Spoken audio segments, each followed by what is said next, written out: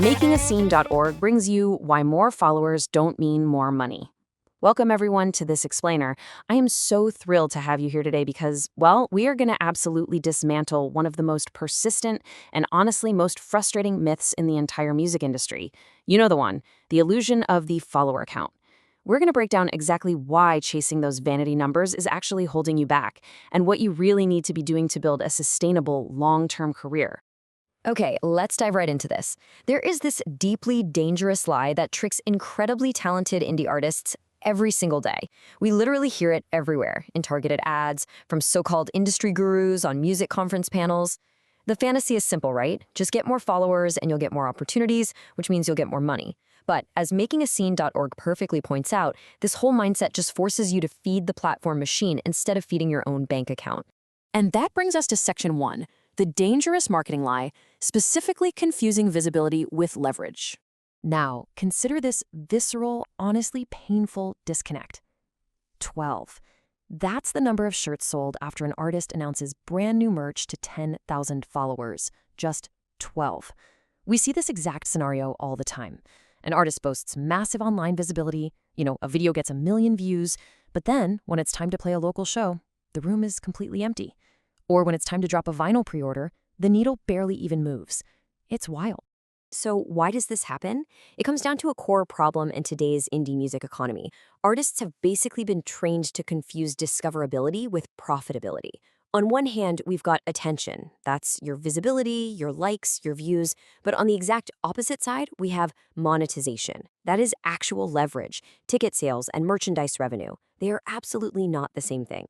You can be discoverable everywhere, but profitable nowhere. Moving right along to Section 2. Platforms are your landlord, also known as the platform trap. We really need to understand why this massive disconnect between attention and money actually happens. And the uncomfortable truth is that the platform economy is perfectly designed to sell you the dream while they keep the actual customer. I absolutely love this quote from MakingAscene.org. The platform is not your business partner. The platform is your landlord. Think about that for a second. Instagram, TikTok, Spotify, they are designed to farm your attention, your content, and your fans' engagement just to boost their own metrics, not to ensure your long-term survival. You're just renting space. And the moment you stop feeding their algorithm, your reach practically disappears. You see, social media platforms reward signals that just look like activity. It's like measuring motion, things like views and streams. But what actually matters for your career is measuring conversion. Platforms give you a ton of data on the size of a crowd standing outside your store window, just staring in. But they conveniently hide who actually walks through the door to buy something. This leads us directly into Section 3. Followers are not customers. The whole spectators versus participants debate. It is time for a harsh but completely necessary truth. A listener is not a buyer. A stream is not a relationship. And a follower, no matter how many you have, is definitely not a customer. Let's look at the anatomy of what we call the frictionless follower.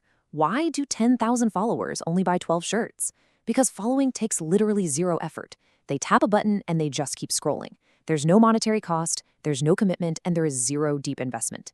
To turn a casual scroller into a real customer requires intention, it requires trust, and most importantly, it requires a clear path that you, the artist, actually provide.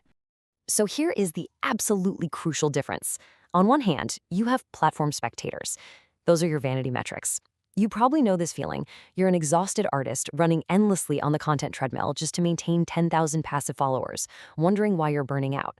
But on the other hand, you have an artist with maybe just 500 real fans in an owned system, making real money. They have ecosystem participants. The platforms are optimized to produce spectators, but you need systems that produce participants. Which brings us to the solution in Section 4. The direct-to-fan funnel, converting attention into income. How do we actually escape this trap? Well, we do it by inviting all that casual, rented attention into a structured system that you own. Traffic without structure is just noise, right?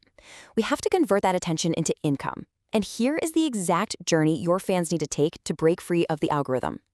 Step 1 is the social post. That's just the sidewalk outside. Step 2, you move them to a landing page with a compelling offer, like an exclusive track or a pre-sale code. Step 3, they enter your welcome sequence via email or SMS, which is where the real relationship building starts. And finally, Step 4, the fan passport, where they are officially inside your house as an active, recognized participant. I really want this concept to sink in. As makingascene.org tells us, stop treating platforms like home. Treat them like roads, leading people back to a place you own. It's such a great way to look at it. Social media is just the front sidewalk. It's a fantastic place for discovery, sure, but it is a terrible place to try and build your actual business. So, let's get into the mechanics of this in Section 5, building an owned economy, and the pillars of monetization. If we aren't relying on going viral every single month just to pay the bills, we need to build a durable microeconomy around your art. This is about building a system that survives regardless of what the algorithms decide to do today. Here is the defining concept of this entire explainer: the owned music economy. It's a sustainable revenue stack built on owned context, and customer relationships, completely independent of algorithmic control. Building this exact economy is truly the only way artists are going to build a music industry middle class. To do this, you need the 3 pillars of monetization. First up, owned contact. Boring tools like email and SMS matter tremendously because they are stable, they're scalable, and they grant you true independence. Second, owned contact. This means actually knowing who bought merch or who attended a show so you can serve them better next time. And third, owned experience, like a website or a membership area where you set the rules, not some tech billionaire. A massive part of that owned experience is the fan passport. This is basically a system that gives your fan relationship a visible structure. It turns invisible, scattered support into visible participation by rewarding attendance, purchases, and active engagement. Beyond just making the fan feel super valued, it acts as a vital business intelligence system for you. It literally tells you where you should tour and what merch you should print. Ultimately, this builds a highly durable structure. You absolutely have to stop building castles on rented land. Instead, your website must become your center of gravity. Your website has to stop being this dusty digital brochure with a bio and a few links pointing back out to corporate platforms. It needs to function as a living platform that actively listens, sells, and rewards your fans. As makingascene.org points out, from followers to customers is not a trick. It is a philosophy shift. It means you have to stop optimizing for social proof. You got to stop worshiping exposure for its own sake. You have to start valuing direct relationships and treating your fan data as one of your most absolutely crucial creative assets. So I want to leave you with this final provocative thought today. Are you building an audience or an economy? An audience might be emotionally encouraging, sure, but without an owned system, it's economically fragile. To actually sustain your life and your work, you need an economy. Make sure you check out the other great articles and resources on makingascene.org, the place the indie artist goes to build the new music industry.